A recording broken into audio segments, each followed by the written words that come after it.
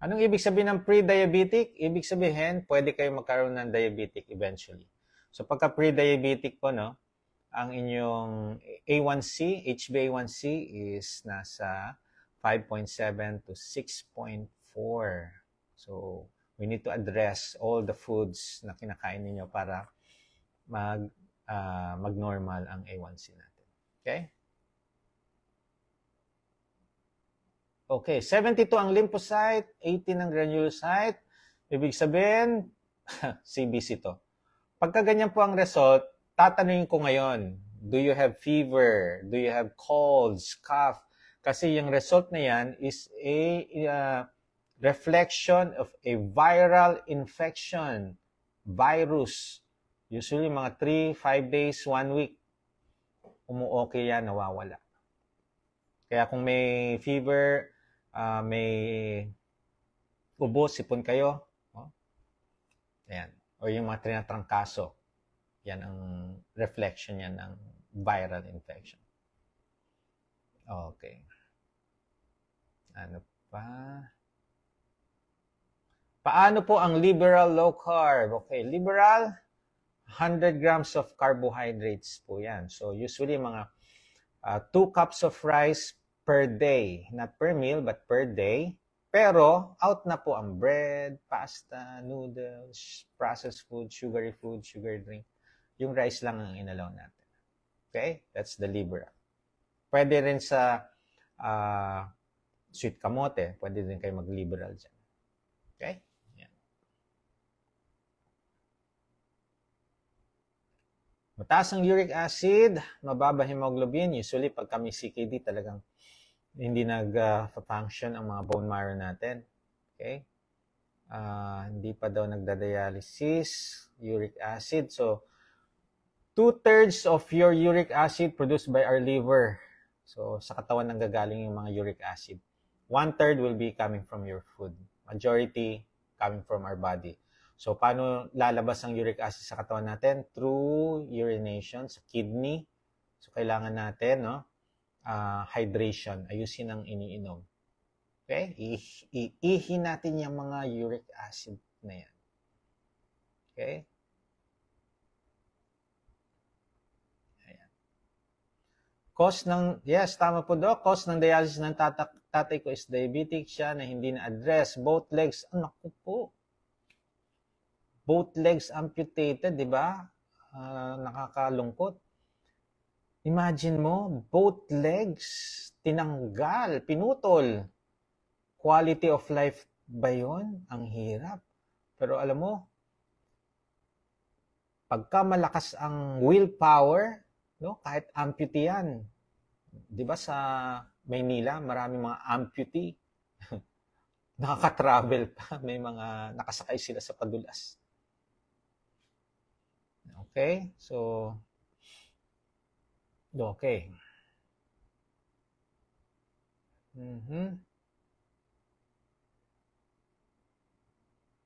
Doc, naka-cheat po ako. Ayun. After 1 month of LC, naka-cheat. Okay lang po yan. Usually, kung maka-cheat, you can extend your fasting, you can increase your exercise, pero ang mahalaga, huwag yung tuloy-tuloy. Okay lang yan. Babawi na lang tayo. Okay?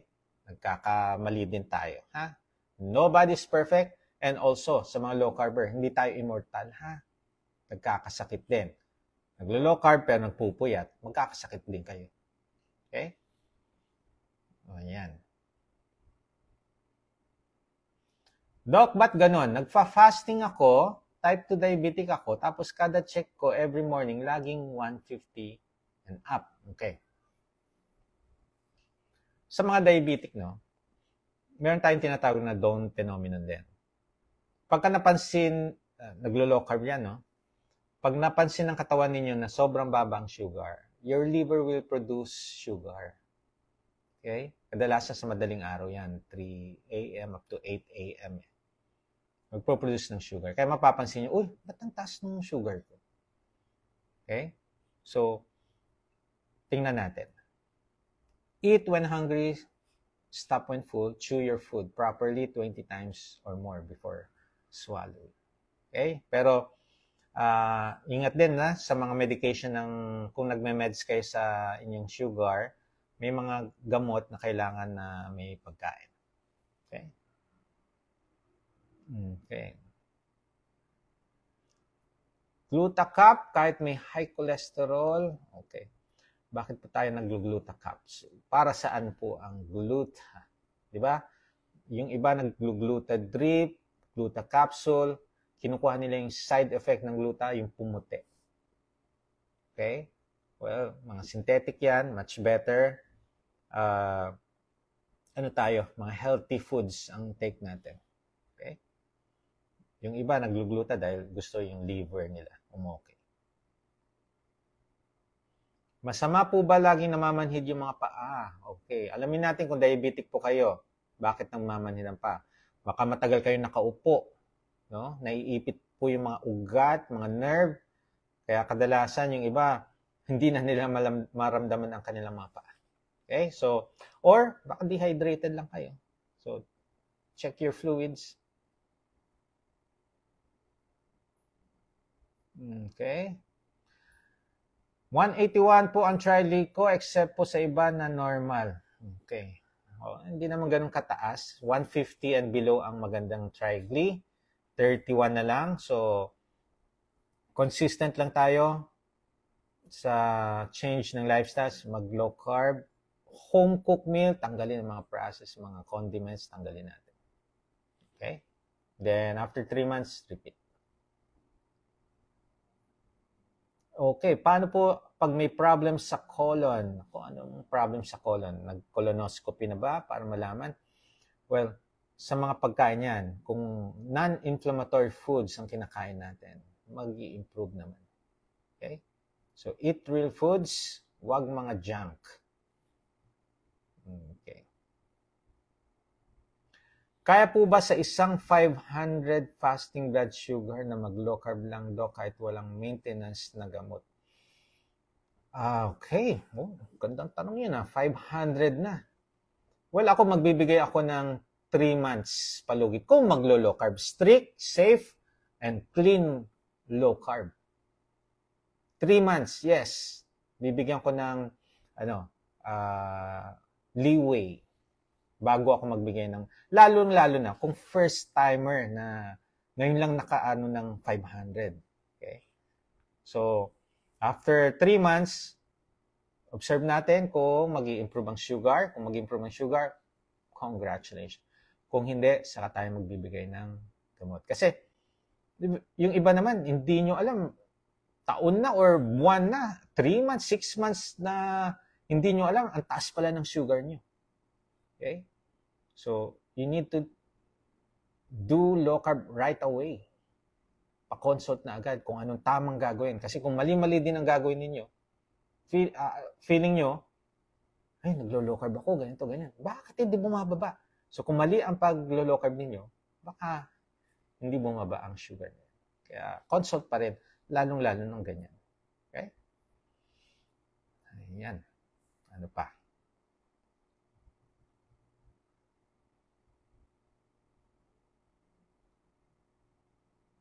Okay.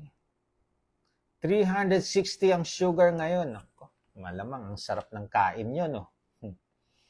Hindi naman tataas ng ganyan ng sugar ninyo kung hindi kayo kumain ng mga high carbs yan or mga dessert. Kaya, para malaman ninyo, alam nyo, pagka sa grupo, may mga gatherings, isang magandang yan is mag-check ng mga sugar. Okay? Maayusin natin yung hindi nyo alam bigla, di ba? Doon nyo lang malalaman na dapat na kayong magbago ng lifestyle. Okay? Ayan. Okay, frozen shoulder. Ayusin nyo muna hydration, baka dehydrated lang kayo. Okay? Tapos, tingnan natin. Yung iba na-address naman sa hydration, baka dehydrated. And kung hindi pa rin, baka kailangan nyo ng rehab doctor, tingnan natin. Pa-consult kayo. Okay? Pero ayusin nyo. compute yung fluids natin sa intake per day. Baka kulang or baka sobra. Okay? Ano yan?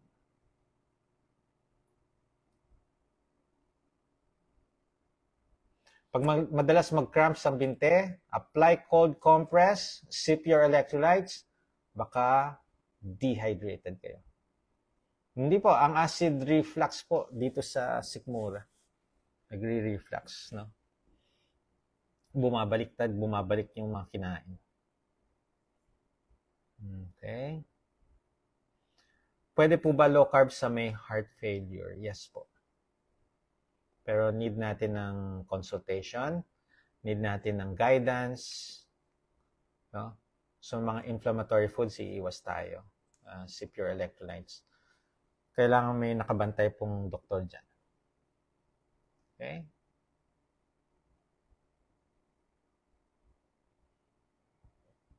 Okay. Low carb is the key. Really work for me. From 300 plus na fasting blood sugar, naging 98. Eto na, kasagutan dun sa 500 yung tanong, eto 300. 2 months siya, nag-low carb. After 2 months, nag-98. Yan yung sagot dun sa kanina, no? Nag 500, kung pwede ba mag-low carb without taking medication. Ayan na.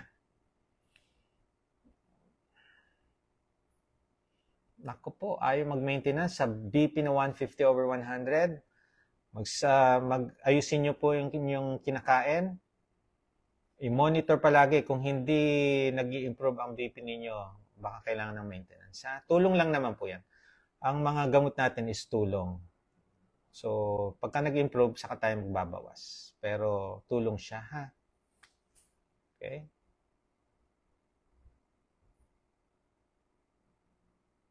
Kailangan po ba ang biopsy pag mataas na ang creatinine? Okay.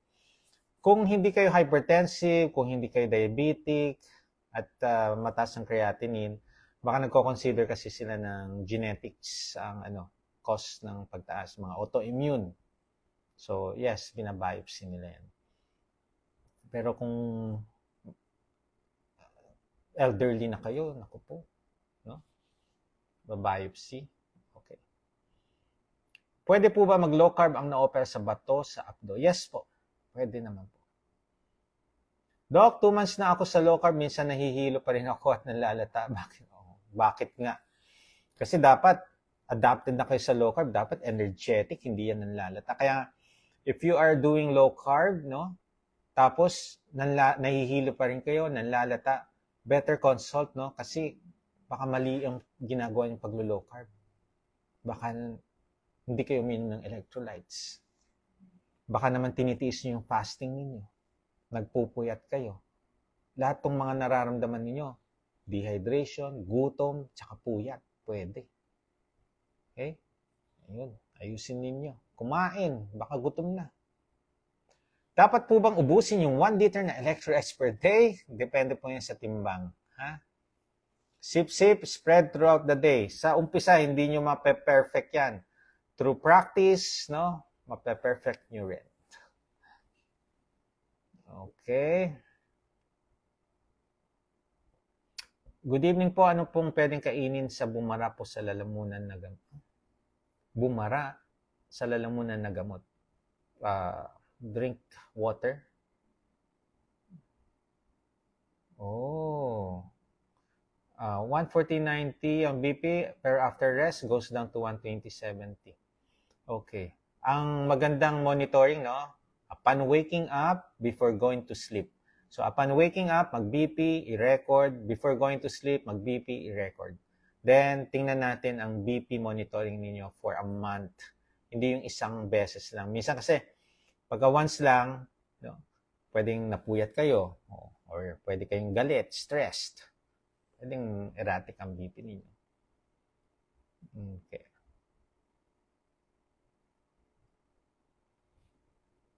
Pag sinabi po bang low carb, it means no rice? Ganun ba? Yung iba nga, no? Nice question, no? Yung iba, Doc, hindi ako nagra-rice. Strict low carb ako. Pero bakit hindi bumababa ang sugar ko? Okay. Nagkakamote pa ho ba kayo? Oy, oo, favorite ko. Kumakain ho ba kayo ng tinapay? Ay, yes, favorite. Pansit, yes. O, yun.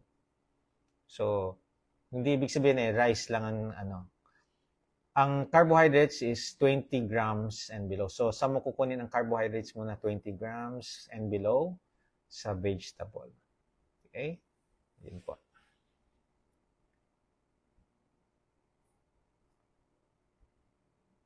Okay, Doc. Been using bleaching cream. Naku po, bleaching. Ay, very toxic sa skin natin. Bakit ka nag-bleach? Gustong pumuti. Manas ang paa, makati ang balat. Naku po, parang may CKD yan. Pagka manas po ang paa natin, 2 reasons lang. Problem sa kidney or problem sa puso. So, cardiologist consult, nephrologist consult.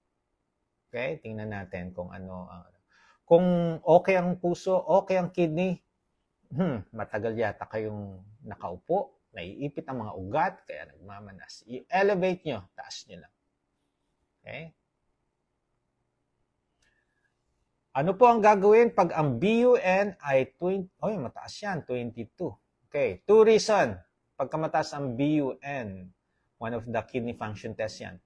Sobra sa protein or dehydrated.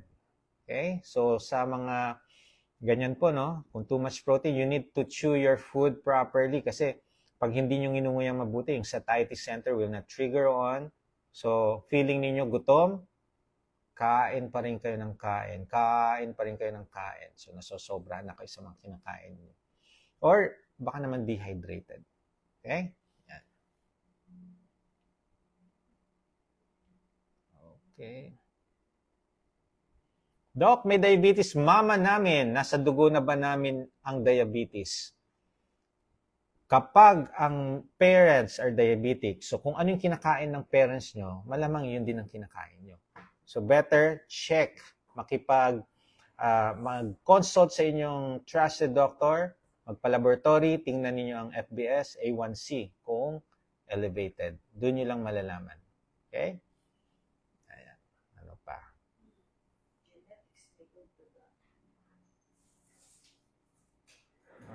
Okay.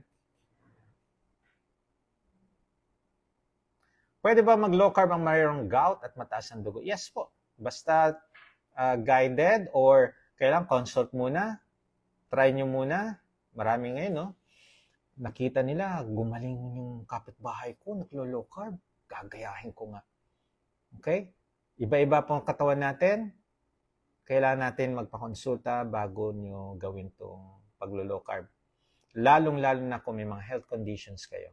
Kaya please, huwag kayong papasok sa lifestyle na ito kung hindi nyo po napag-aralan, wala kayong idea, need consultation pa rin kayo sa doctor. And please, if you have kidney problem, consult your nephrologist. If you have heart problem, consult pa rin ang cardiologist. Andyan po sila para tumulong sa inyong health.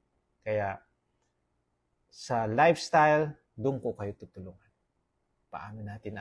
Paano mag-low carb ng tama? Paano mag-low carb nang hindi kayo matatakot? Andito si Doc Bry para tumulong sa inyo. Be the best version of yourself. Do proper low carb with fasting and have an active lifestyle. Adapt and you will evolve. Ingat po! Bye!